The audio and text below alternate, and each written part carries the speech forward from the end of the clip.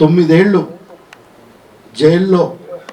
Jail జీవితాన్ని ఇలా గడిపారు. వారి అనుభవాలు కొనే ప్రయత్నం ఈ మీట్ ది ప్రెస్ ద్వారా చేయబోతున్నాం. వారికి మరొకసారి నేను స్వాగతం పలుకుతూ ఈ మీట్ ద ప్రెస్ కార్యక్రమానికి మోడరేటర్గా మార్గదర్శకులు, ప్రజాస్వామికవాది, మానవ హక్కుల పరిరక్షణ కోసం ఏళ్ల తరబడి పోరాడుతున్న ప్రొఫెసర్ హరగోపాల్ సార్ను వేదిక మీదకి ఆహ్వానిస్తున్నాను. కార్యక్రమానికి మోడరేటర్గా వ్యవహరిస్తున్నటువంటి హరగోపాల్ సార్ ముందుగా ఒక 10 నిమిషాలు ఈ కార్యక్రమం మీట్ ద ప్రెస్ ఇంట్రడక్షన్ ఇస్తారు. తెలంగాణ వర్కింగ్ జర్నలిస్టు యూనియన్ నిర్వహిస్తున్న ఈ సాయిబాబాతో మన తెలుగు మీడియా, తెలంగాణ మీడియా ఒక సంభాషణ.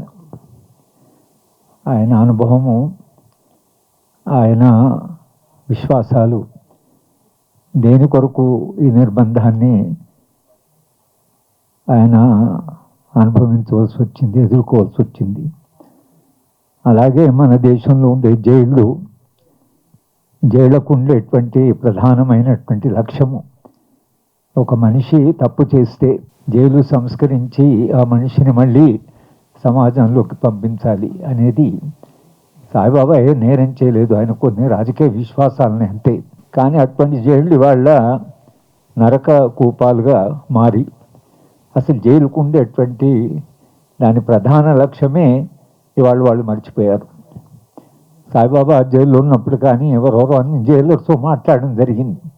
అంత బాగానే ఉందంటారు, ఫుడ్ బాగానే ఉంది, హాస్పిటల్ ఉంది, డాక్టర్స్ ఉన్నారు, సరిగ్గా చూసుకుంటున్నాం, వాళ్ళ ఆరోగ్యం చాలా బాగుందని అనడం తప్పించి వాళ్ళు చేసినటువంటి ఏమీ అసలు ఒక్క సంస్కరణ కానీ వీళ్ళను సరిగా ట్రీట్ చేయడం కానీ జరగలేదు. అది స్టాన్ స్వామి విషయంలో మనది చూసాం. చివరికి మహారాష్ట్ర గవర్నర్ విద్యాసాగర్ రావు గారిని 2 సార్లు కలిస్తే నా ముందరే ఆయన హోమ్ సెక్రటరీతో మాట్లాడాడు. సాయిబాబా గారి విషయంలో ఆయన ఉండేటువంటి శారీరకమైనటువంటి ఇబ్బందుల వలన కొంచెం జాగ్రత్తగా చూసుకోండి అని కూడా ఆయన చెప్పడం జరిగింది. కానీ వాళ్ళు చేసింది ఏం లేదు.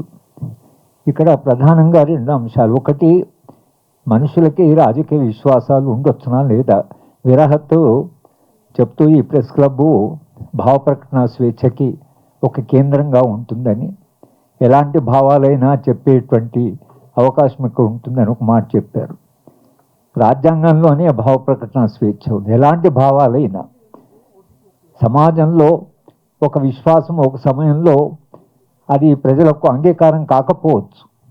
అది సోక్రటీస్ దగ్గర నుంచి కూడా great scientist Galileo, Copernicus, Bruno వాళ్ళందరూ కూడా తీవ్రమైనటువంటి నిర్బంధాన్ని ఎదుర్కోవాల్సి ఉంది. కానీ ఇవాళ వాళ్ళందరూ మనకు ఆరాధ్యులు అయిపోయారు. ఇవాళ సోక్రటీసు మనకంత ఒక ఇన్స్పిరేషన్గా మిగిలాడు.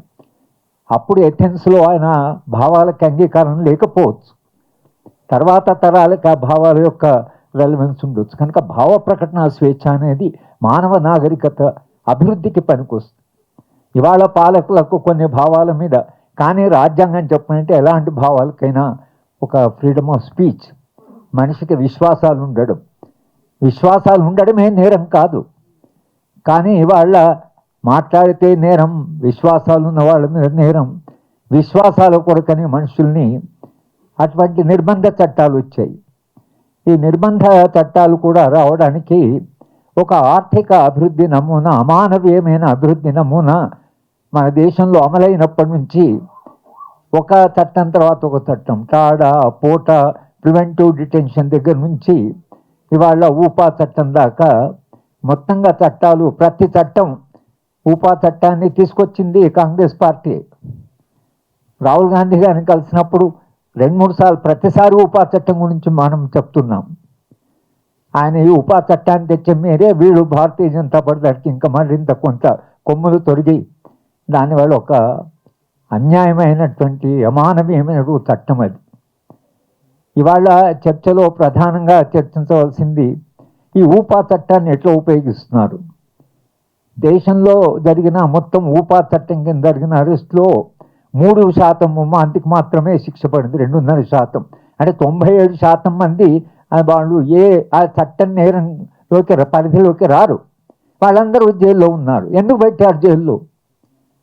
ఇవాళ సాయిబాబా గారిని ఆయన 9-10 ఏళ్ళు, అది కూడా అండాసెల్, ఆయన అనుభవించిన సాధారణమైనటువంటి శిక్ష కాదు, అసాధారణమైనటువంటి అమానవీయమైనటువంటి శిక్షణ ఆయనకి ఇచ్చారు.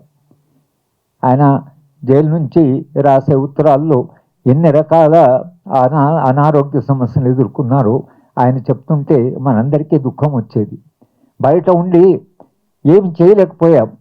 పరిస్థితి ఏమో బయట నిర్బంధము పెరుగుతూ అసలు అది ఏ దశకు వచ్చిందంటే మాట్లాడమే ఒక నేరంగా వచ్చేటువంటి దశకు వచ్చేసి ఊపా చట్టము దుర్వినియోగం జరుగుతున్నది అనడానికి సజీవ సాక్ష్యం సాయిబాబా.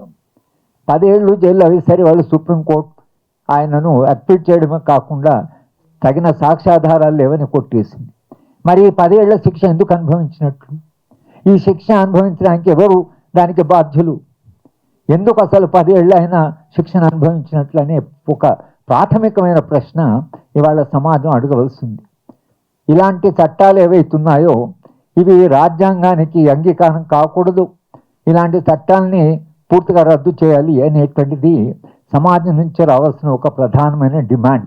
ఎట్లయితే టాడా పోటా చట్టాలని రద్దు చేయించగలిగామో అలాగే ఊపా చట్టాన్ని ఎత్తివేసేదాకా సమాజంలో ఒక పెద్ద ఎత్తున ఉద్యమం జరగవలసిన అవసరం ఉంది. సాయిబాబా అనుభవము, సాయిబాబా అనుభవించిన శిక్ష ఊపా చట్ట దుర్వినియోగానికి ఒక సజీవ సాక్ష్యం. కనుక ఇవాళ ఆయన అనుభవాలు కానీ తెలంగాణ జర్నలిజము సరే దాని ప్రమాణాలు పడిపోతున్నాయి. జర్నలిజము పూర్తిగా మేనేజ్మెంటు, కానీ పూర్తిగా మిగతా ప్రాంతాలు ఇంగ్లీష్ మీడియా లేదా ఇంగ్లీష్ ఛానల్ కాకుండా ఇంకా కొంచెం డెమోక్రటిక్ స్పేస్ ఉన్నది. దానికి ఇవాళ విరాహత్తు తర్వాత జర్నలిస్ట్ యూనియన్ నిర్వహిస్తున్న ఏదైతుందో ఈ సంభాషణ అవుతుందో అది ఒక రకంగా మనకుండే డెమోక్రటిక్ స్పేస్, మనకుండే ప్రజాస్వామ్యమైనటువంటి ఇంకా కొంత స్పేస్ ఏదైతుందో దాన్ని కాపాడుకోవాల్సిన అవసరం ఉంది. ఆ స్పేస్ని ఎక్స్పాండ్ చేసుకోవాల్సిన అవసరం ఉంది. ఈ ప్రెస్ ఇంటరాక్షన్ ఏదో దీన్ని దాంట్లో భాగంగా మనం పరిగణించాలి. మన స్పేస్ ఇది, ప్రజల స్పేస్, పౌర సమాజం స్పేస్ ఇది. ఈ స్పేస్ను కాపాడుకోవాల్సిన అవసరం ఉంది. సాయిబాబాతో మాట్లాడవలసి ఉంది, ఆయన మాట్లాడవలసిన అవసరం ఉంది. ఆయన అనుభవం సమాజానికి చెప్పవలసిన అవసరం ఉంది. సమాజము దాని గురించి ఆలోచించవలసిన అవసరం ఉంది. దాంట్లో భాగంగానే ఆయనకు వేసిన శిక్ష ఏదైతుందో దాన్ని వాళ్ళ మనం కండెమ్ చేయడమే కాకుండా ఊపా చట్టాన్ని కూడా ఇటువంటి అన్యాయమైన చట్టము ఒక మనిషిని అన్యాయంగా 10 ఏళ్ళు శిక్ష వేశారు అనేటువంటిది ఏదైతుందో దాన్ని ఒక ఆధారంగా తీసుకొని మొత్తం దేశంలో ఊపా చట్టాన్ని గురించి కూడా ఒక చర్చ జరగాల్సింది. రాజకీయ విశ్వాసాలు, స్వతంత్రంగా ఆలోచించేటువంటి విశ్వాసాలు అనేవి కాపాడడం వలన భవిష్యత్ తరాలకి దాని నుంచి వచ్చే ప్రయోజనం. ప్రజాస్వామ్యంలో విశ్వాసాలు. ఆయన ఒక యూనివర్సిటీ ప్రొఫెసరు. యూనివర్సిటీకి స్వతంత్ర ప్రతిపత్తి ఉండేదే దాని కొరకు. ఒక సెంట్రల్ యూనివర్సిటీని పార్లమెంటు క్రియేట్ చేస్తుంది, ప్రధానమంత్రి చేయడు. క్యాబినెట్ ఒక యూనివర్సిటీని నిర్మించదు. యూనివర్సిటీ నిర్మాణం అనేది, యూనివర్సిటీ క్రియేషన్ అనేది పార్లమెంట్ చేస్తుంది. పార్లమెంట్ ఏం చేస్తుంది? పార్లమెంట్కు ఉండేటువంటి అధికారం ఏదైతుందో దాంట్లో ఒక భాగంగా విశ్వవిద్యాలయంకు స్వతంత్రమైన ప్రతిపత్తి. విశ్వవిద్యాలయాలకు స్వతంత్ర ప్రతిపత్తికి ఉందంటే భావ ప్రకటన స్వేచ్ఛ. జవహర్లాల్ నెహ్రూ గారు 1954లో బ్యాటిల్ ఆఫ్ ఐడియాస్ అన్నాడు. విశ్వవిద్యాలయం అంటే భావ సంఘర్షణకి కేంద్రమని అన్నాడు. విశ్వవిద్యాలయం చేయవలసిన పనే దానికి స్వతంత్ర ప్రతిపత్తి. ఒక విశ్వవిద్యాలయ ప్రొఫెసర్గా సాయిబాబాకు ఉండేటువంటి విశ్వాసాలు కానీ, సాయిబాబా ఆయన లిటరేచరు విద్యార్థి, లిటరేచర్ ఆయన సాధారణ విద్యార్థి కాదు. ఆయన మాకు ఒక లిస్ట్ ఆఫ్ బుక్స్ పంపిస్తే ఆశ్చర్యం వేసింది. ఒక 60-70 పుస్తకాల లిస్టు రాసి ఈ పుస్తకాలు నాకు వీలుంటే పంపండి అన్నప్పుడు అంత ఆ జైల్లో ఉన్నా కూడా ఆయన అధ్యయనం, ఆలోచన, రచన ఏదైతుందో దాన్ని కొనసాగించాడు. నిజానికి విల్ పవర్, తన విశ్వాసాలు, రాజకీయ విశ్వాసాలు, సమాజం మారుతుందనే విశ్వాసము, ఆ విల్ పవర్ వలన ఆయన అక్కడ తట్టుకోగలిగాడు. కానీ మిగతా వాళ్ళకి అది సాధ్యమయ్యే పని కాదు. అంత ఒక అరుదైన ఒక మనిషి మన ముందు ఉన్నాడు. ఆయన వాళ్ళ మీడియాతో మాట్లాడతారు. మీడియా కూడా వాళ్ళు అడగవలసిన ఏమైనా సందేహాలు ఉన్నా కూడా లేదా ఇంకా ఏమైనా సమాచారం కావాలంటే ఇంటరాక్షన్ ఏందో ఫలప్రదంగా ఉంటుందని, తెలంగాణ ప్రజాస్వామ్య పునరుద్ధరణలో ఇది భాగమని భావిస్తూ ఇప్పుడు సాయిబాబా గారు మాట్లాడతారు. ఆ తర్వాత ఇంటరాక్షన్ ఉంటుంది.